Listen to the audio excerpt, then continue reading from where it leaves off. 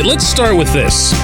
Lars Eller was not traded because of some, spate of anger on Kyle Dubas's part with how the Dallas game went. Good morning to you. Good Wednesday morning. I'm Dejan Kovacevic of DK Pittsburgh Sports, and this is Daily Shot of Penguins. It comes your way bright and early every weekday if you're into football and or baseball. I also offer daily shots of Steelers and Pirates in the same place that you found this. Eller was traded to the Capitals for a third-round pick and a fifth-round pick. The third-rounder is not going to be around until 2027, and the fifth-rounder is next year. And listen, I say this all the time, but when you're talking about trades, you have to do this on parallel tracks. The first component is the exchange itself. Is acquiring a third-round pick and a fifth-round pick a fair return for a 35-year-old who's on an expiring contract and has younger players behind him who would at least need to be seen at the NHL level to be properly evaluated? Yes, it's a fair exchange. Okay, take that, put it on the track, and leave it right there where it is. The other track is way more complicated, because that track is the one that involves Sidney Crosby, and that track is the one that involves Taylor Haas's exclusive reporting yesterday that Dubas has informed other teams that everyone except Sid is available. And in that same report, it was clarified that what Dubas would be seeking would be NHL players. He's not looking for futures. So how does that dovetail with the trade that was made yesterday? Simple, and Dubas explained this. In an email to DK Pittsburgh Sports, he wrote that the Eller trade had been, quote, in the works since the spring.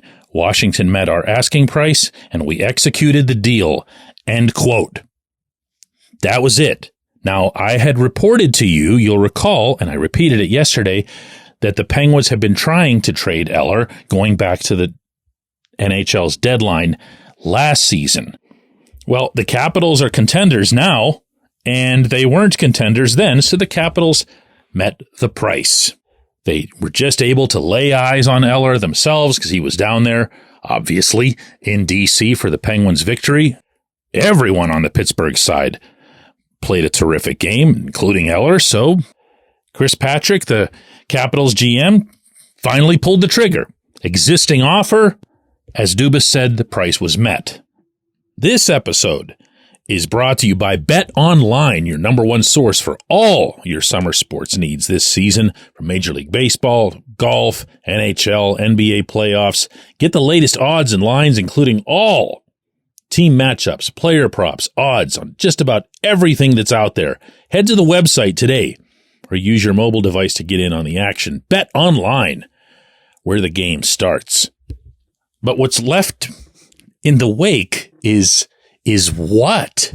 What? I don't even know what to think. I don't even know what to expect. I'm going to cover this game tonight at home against the Red Wings.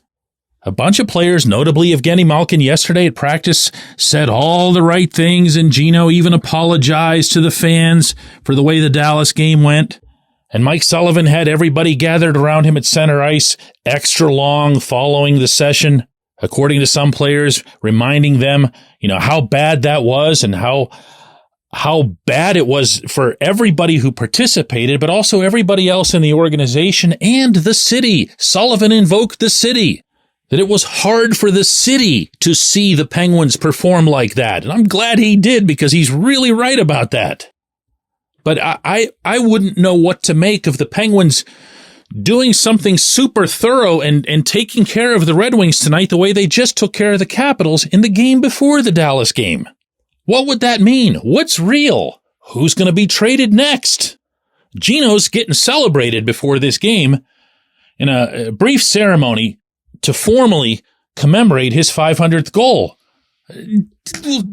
Gino's not Sid, so he's on the block.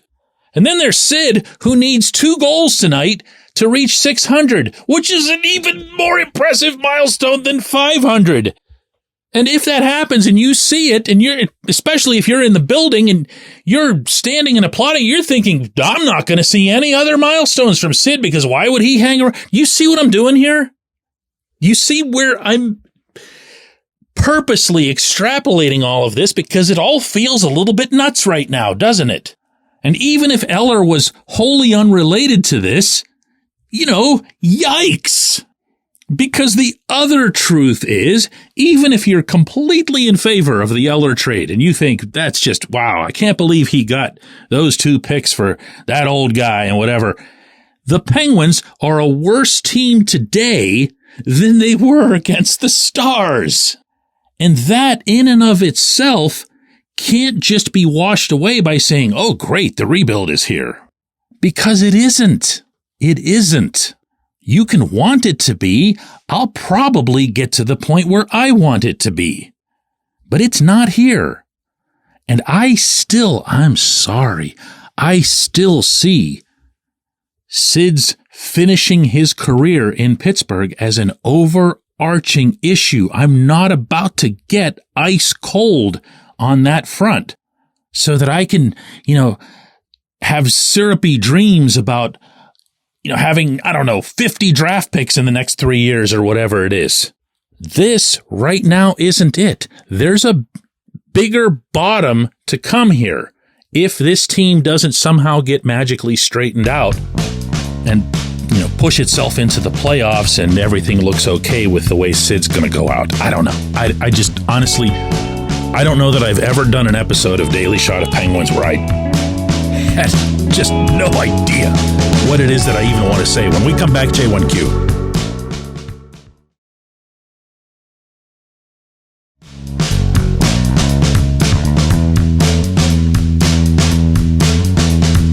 Today's J1Q comes from Chase, who asks in relation to the Dallas game, how can professional athletes just, quote, give up, end quote?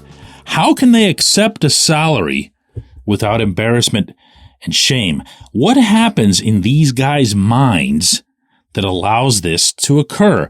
There's no leadership on this team. Now, if anybody doesn't know what Chase is referencing with the quote, it was Marcus Pettersson who said afterward, they got a couple of goals and we just gave up. Now, I'm going to guess that if Marcus had a do-over on that quote, he would have found different terminology, but then this is yet another reminder of the value of, reporters being in the locker room and being able to ask questions whenever the truth is more likely to come out. And you know what? That actually was the truth. The Penguins did give up. Joel Blomqvist, who's been so wonderful, I hate mentioning him in any negative context, gave up a couple of goals that, weren't his best. And the team's response, the collective response, was pretty much what it's been for a long time now. I don't mean this season. I'm going back to last season and part of the previous season. They haven't handled adversity well at all. So I don't think it's that they quit, or to what you're asking, Chase, that there's something that actually goes through their minds that says, well, heck with this game. Because if they had that as a mindset, even if it was just a few individuals who had that, you'd have an impossible time explaining last Friday in D.C. Because that team on that night, got up, did the obligatory blowing of the 2-goal lead, but then just burst onto the rink for that third period and smoked one of the better teams in the National Hockey League right off the rink. I don't think I'm exaggerating when I say that. So if we're going to paint them with a broad brush based on Dallas, we're going to also paint them with that same brush regarding Washington? I don't think so.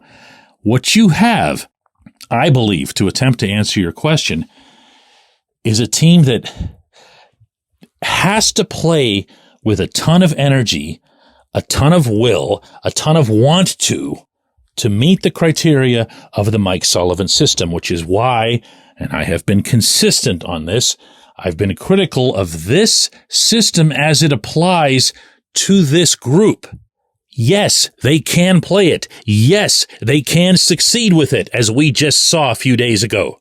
But no, very clearly, they are not the right players for it. And there is no setting or circumstance, I believe, in sports, all the way down to youth participatory sports, where the players should have to adjust to the coach as opposed to vice versa.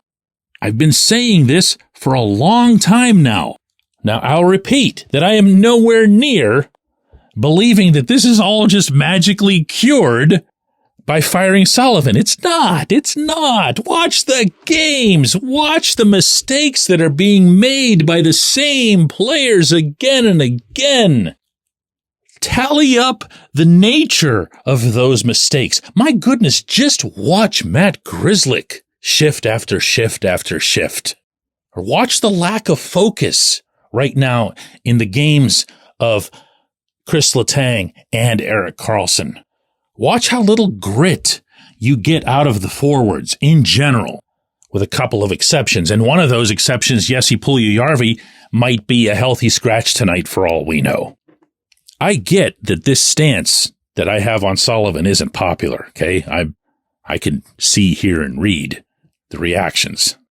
I also get that a lot of those reactions come from those who bring up Sullivan and only Sullivan, except for those occasions when the team, has a game like Friday, in which case everybody falls silent. Well, I don't close my eyes to that sort of thing. I do think he can be doing a better job of coaching, and I do think it's fair to hold that position while at the same time still believing he's a very good NHL head coach and the Penguins are fortunate to have him. And that even if they did replace him, Grzelcyk will still be a bad defenseman, and the roster for the most part will still be something that's not going to get you very far. In which case, the conversation that we're having would be exactly the same regardless of who's behind the bench. If there are players, and there certainly are, deemed by management to not be a fit for what's happening, whether that's in terms of energy or speed or skill or whatever it is, replace them as best you can, as realistically as you can. Also, I would say, a fair position to hold. I appreciate the question. I appreciate everybody listening to Daily Shot of Penguins. And hear me out on this, okay? We don't have to be enemies about this. We don't have to be clawing away at each other. This is not an upbeat time to be somebody who's following this particular franchise. And the hard truth is it's probably going to get a little bit worse, or maybe even a lot worse before it gets better. But, it's also all right to be civil and respectful. Let's do it again tomorrow.